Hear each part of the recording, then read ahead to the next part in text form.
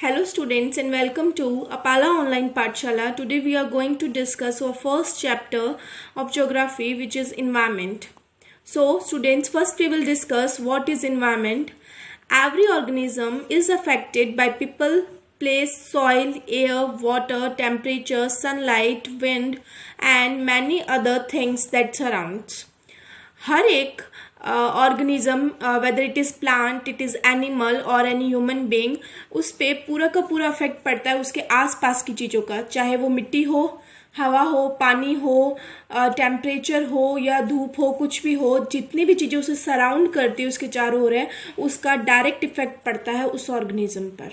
और वो जो चीज़ें जो उसे सराउंड करती है या जो उसे अफेक्ट करती है उसे हम इन्वायरमेंट बोलते हैं। So all these factors and condition acting upon an organism और कम्युनिटी इज कॉल्ड इन्वायरमेंट। वो सारी चीज़ें जो कि एक ऑर्गेनिज्म को अफेक्ट करती है या उसके ऊपर एक्ट करती है उसे हम इन्वायरमेंट बोलते हैं।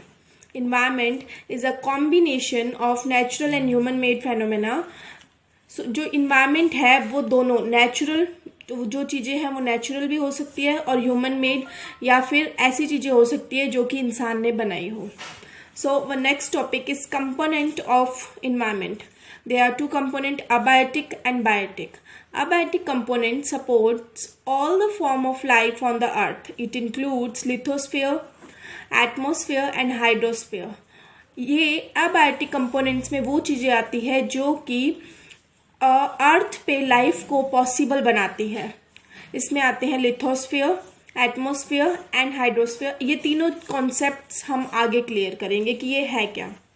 Biotic components are living beings, mainly include microorganism, plants and animal including man.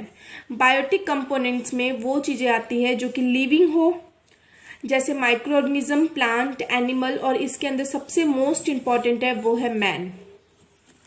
और next topic is human environment. It consist of man. पता ही लग रहा है ह्यूमन इन्वायरमेंट है तो man, as he has the ability to alter environment, क्योंकि ये बहुत ज़्यादा इम्पॉर्टेंट है। अगर इन्वायरमेंट को किसी भी तरीके से चेंज करना है तो वो सिर्फ और सिर्फ कौन कर सकता है? ह्यूमन कर सकता है। He is the most intelligent of all living beings of environment. He has been able to change the face of earth.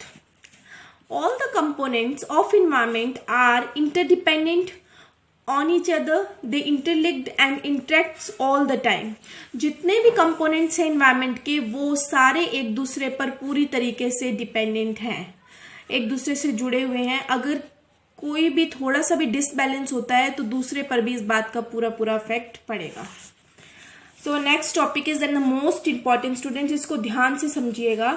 4 spheres of environment. First one is atmosphere. Atmosphere में हम ये लिख सकते हैं air. The earth is surrounded by an envelope of air called atmosphere. हमें पता है हमारे अर्थ के चारों ओर हवा का एक बड़ा कंबल या फिर ब्लैंकेट बोल सकते हैं या एनवलप बोल सकते हैं जो कि हवा का बना हुआ है, उसे हम एटमोस्फेयर बोलते हैं।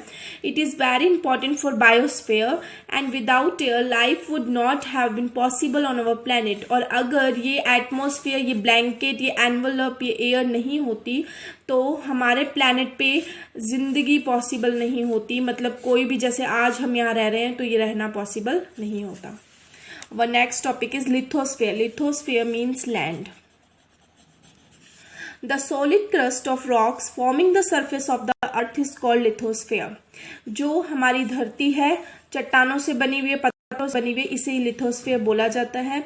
ये बहुत ज़्यादा ज़रूरी है ह्यूमन बींग्स के लिए, क्योंकि सिर्फ ह्यूमन बींग्स यहाँ पर अपना घर बनाकर रहते ही नहीं है, बल्कि मोस्ट इम्पॉर्टेंट जो फूड सप्लाई आता है, जो खाना आता है, जो हम फार्मिंग करते हैं फार्मर्स, वो भी इसी लिथोस्फेयर पे, इसी लैंड पे होती है। So next is hydrosphere. As you all know, hydro means water. So the hydrosphere is the part of earth surface.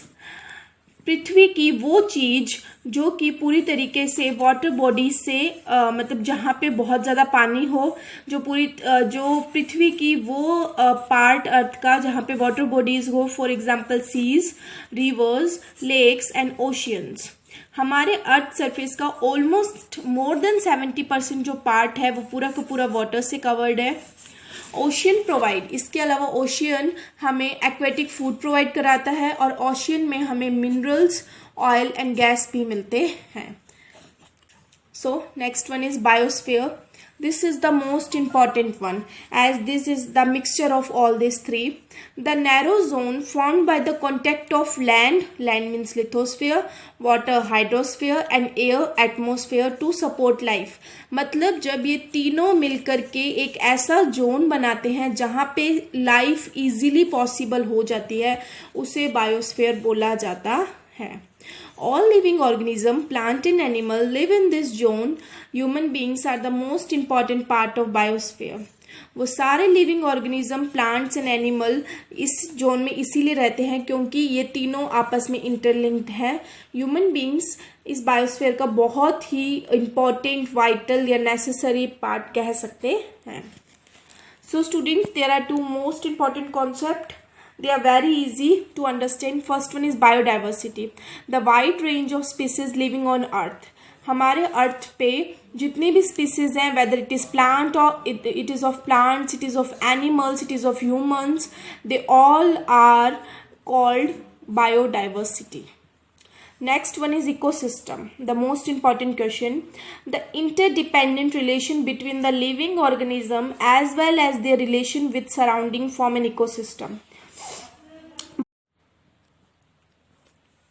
Living organism का एक दूसरे पर इंटरडिपेंडेंस और उन्हीं का अपने सराउंडिंग्स पर इंटरडिपेंडेंस को ही इकोसिस्टम बोला जाता है। ह्यूमन बीइंग एंड एनवायरनमेंट बहुत इजी टॉपिक है, बहुत इजीली समझ आ जाएगा रीड करने से ही।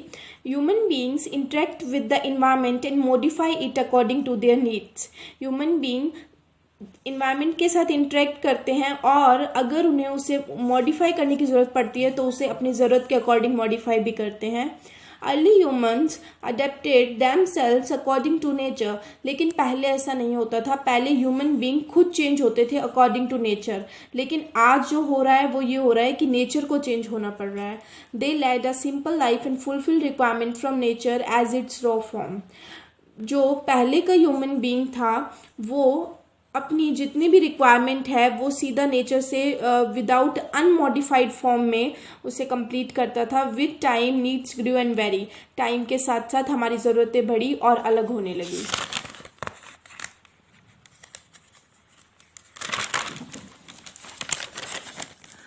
Humans learn new way to use and change environment. Man has learned to grow crops, domesticate animals and have started living a settled life. लेकिन एक नया तरीका निकला कि कैसे इन्वायरमेंट को यूज़ भी कर सकते हैं और उसे चेंज भी कर सकते हैं। धीरे धीरे करके इंसान ने क्रॉप्स ग्रो करना स्टार्ट किया, फार्मिंग करनी स्टार्ट की, पशुपालन स्टार्ट किया, डोमेस्टिकेट एनिमल, और अपनी एक आरामदायक ज़िंदगी जीने लगा। बाय दिस इससे बहुत सारी फैसिलिटीज़ तो आई, लेकिन इससे हमारा इन्वायरमेंट दाव पर लग गया। Human activities disturb the natural balance, और इन्हीं सारी एक्टिविटीज़ की वजह से जो हमारा नेचुरल बैलेंस है वो पूरी तरीके से बिगड़ गया। Human beings exploit their environment for resources. Over-exploitation of resources and disturbing the environment has led to many serious problems like pollution, deforestation and loss of biodiversity. इसी दिक्कत की वजह से, क्योंकि इन्वायरमेंट को एक्सप्लॉइट करना पड़ा ताकि हमें रिसोर्सेज मिल सके, ज़्यादा से ज़्यादा रिसोर्सेज इस्तेमाल करने के चक्कर में, और मतलब इन्वायरमेंट डिस्टर्ब हुआ और इसकी वजह से बहुत सारी प्रॉब्लम्स आई जैसे पॉल्यूशन, डिफॉरेस्टेशन और हमारे बायोडाइवर्सिटी को बहुत ज़्यादा लॉस हुआ। So thank you students, we will meet in the next video. Till then, stay safe, stay home, bye.